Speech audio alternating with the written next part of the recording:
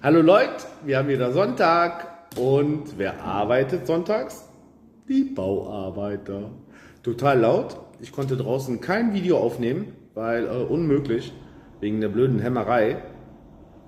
Bin reingegangen. Was soll ich machen? Hier hört man das Gehämmere wenigstens nicht so sehr. Warum ich dieses Video aufnehme? Ja, ich will natürlich ja gerne mal wissen, was passiert am 14. Mai, wenn es anders kommt, wie es bisher ist. Ne? Und habe mir dann natürlich mal so im Internet mir angeschaut, das Wahlprogramm von der CHP. Die AKP kennt man ja eigentlich, die Leistungen, die sie bisher geleistet haben, so. Kann ich vielleicht später darauf eingehen oder auch nicht. Auf jeden Fall habe ich mir das Wahlprogramm von der CHP angeschaut und ja, die Punkte sind so, ja, das ist okay, das ist okay und das ist okay, ne? Alles so weit, ne? Und dann ist mir ein einziger Punkt aufgefallen, ne? Der mir da so richtig so übel aufgestoßen ist. Da dachte ich mir, ach du Scheiße, wenn die das machen, ne? Dann ist doch geil vorbei. Und zwar haben die einen Punkt drauf, die wollen über 400 Milliarden Dollar Schulden aufnehmen für das Land. Die nennen das als Investitionsprogramm. Doch wo soll das Geld denn kommen? Ne? Ich meine, irgendeiner muss es geben und demjenigen muss man es zurückgeben. Ne? Und bei weiterer Recherche, woher das Geld kommt, ne, habe ich dann halt gelesen, einen Artikel, es kommt von der IWF. Und die IWF ist so ein Verein, das steckt sämtliche, oder nicht die IWF an sich, IWF will ich gar nicht darüber reden, ne? Es ist eine Bank, sage ich jetzt mal, ne? Und die Banken an sich, kenne ich ja selber, habe ja mal fröhlich Kredite aufgenommen und die stecken einen immer so in so ein Korsett rein, ne? So, wann du was zu tun hast, ne? Und wenn du es nicht machst, ne, du machst es nicht, ne, richtig. Dann kommen sie nämlich her, dann drangsalieren die sich, aber so richtig, ne. Und ich kenne das ja vom eigenen Leibe, ne, und überleg dir da mal, eine ganze Nation wird in so ein Korsett reingesteckt, ne. Über 400 Milliarden Dollar. Auf Dollarbasis, muss man sich ja mal vorstellen, ne? Ich meine, das Problem bei der türkischen Lira ist ja so, die verfällt leider, ne? Und damit steigen ja wiederum auch die Schulden, weil, ihr wisst das selber, ne? Ich meine, wenn der Kurs verfällt, ne? Aber du hast Schulden auf Dollarbasis, die verdoppeln sich dann auch noch, ne? Nicht nur, dass die Summe immens hoch ist, ja, durch den Wechselkurs wird es ja dann noch schlimmer. Und dann habe ich mal recherchiert, so was hat die bisherige Regierung gemacht, so und festgestellt, so dass sie also die AKP seit 2013 komplett die Schulden bei der IWF zurückbezahlt haben. Nur noch so mit anderen Ländern sich Geld ausgeliehen hat, wie Japan zum Beispiel. Ja, um auf den Punkt zu kommen, es ist schlecht, ganz schlecht, wenn man so eine hohe Summe auf sich nimmt für das Land. Momentan hat Türkei die Freiheit zu tun und lassen, was sie will. Die IWF sagt immer so, hey, du musst wegen der Inflation unbedingt die Zinsen erhöhen. Weltweit sagt sie das. Die IWF sagt das den Amerikanern, die sagt das den Europäern. Und die müssen es natürlich machen, weil sie verschuldet sind. Ne? Die müssen natürlich alles machen, was die IWF sagt. Und Türkei ist halt nicht gebunden, weil meine Nation, meine Währung und du kannst mir einen Scheißdreck sagen.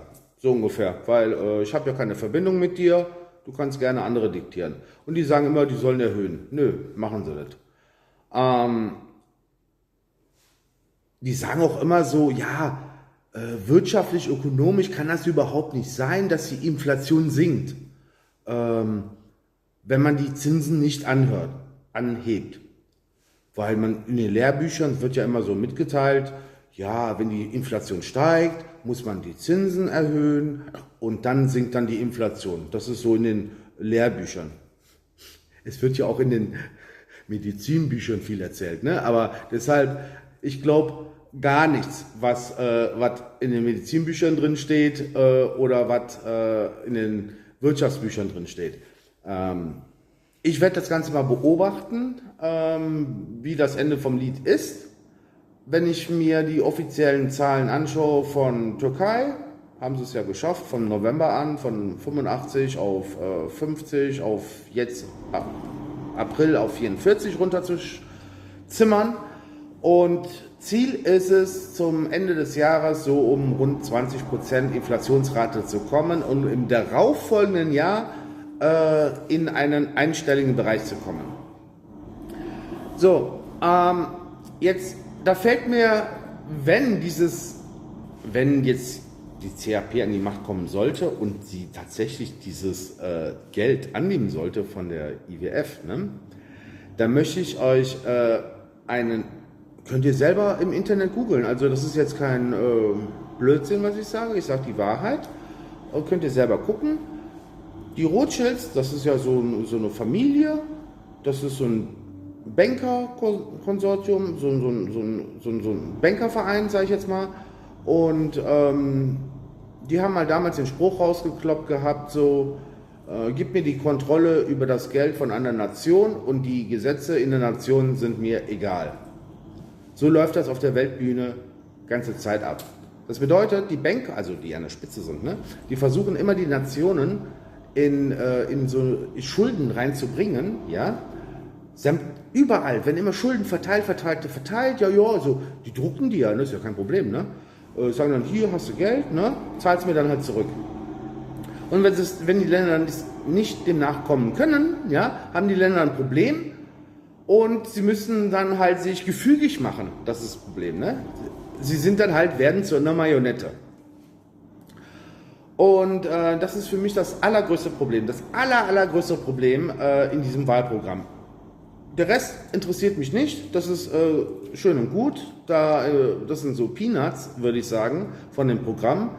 Aber sich zu verschulden bei der IWF oder über 400 Milliarden Dollar aufzunehmen, das ist ein Todesurteil in meinen Augen für Türkei oder für jede weitere Nation, die so einen Scheiß machen sollte.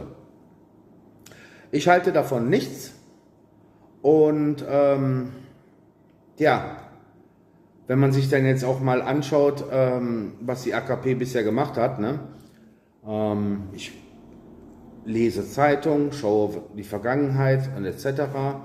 Was ich so bisher mitbekommen habe, haben sie verdammt viel in die Gesundheit gemacht, für die Gesundheit getan, der mehr Bevölkerung, Krankenhäuser gebaut ohne Ende. Es kommen schon Touristen vom Ausland für eine Woche, 2 Wochen vorbei, um sich hier behandeln zu lassen und wieder zurückzufahren. Das muss man sich vorstellen. Es ist ja in München auch der Fall gewesen oder ist weiterhin, dass dann irgendwelche Araber nach München geflogen sind, da 1, 2 Wochen sich behandeln lassen haben und wieder zurückgeflogen.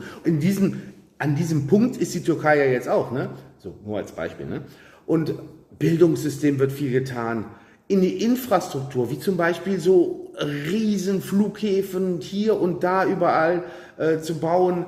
Da werden Autobahnen gebaut, Highspeed-Züge von den ganzen Großstädten hin und her, damit das alles ein bisschen besser funktioniert und schneller läuft und etc. Es werden Tunnel gebaut, die Fahrzeiten werden verkürzt und. Ich kann gar nicht in diesem kurzen Video alles aufzählen. Ihr wisst jetzt wahrscheinlich ja, wen ich wählen würde, aber ich kann leider nicht wählen. Ich muss aber mich auch darauf einstellen, was kommen kann. Und wenn das Kopf-an-Kopf-Rennen irgendwie in diese Richtung geht oder in diese Richtung geht, verhalten wir uns genauso. Wir gehen dann in diese oder in die andere Richtung. Was soll man machen, ne?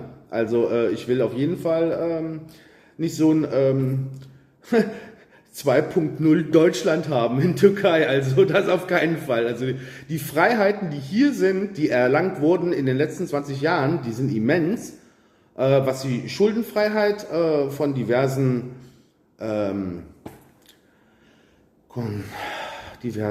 ja, IWF halt, ne? Oder anderer Punkt, die ganze Militärmacht. Türkei ist jetzt schon mittlerweile so weit aufgestiegen, dass sie auch, wenn ein Krieg stattfinden sollte, dass sie sich verdammt gut zur Wehr setzen können. Und von der NATO sind sie schon hinter den USA die zweitstärkste Macht geworden. Ihr müsst ja mal schauen, was die Türkei an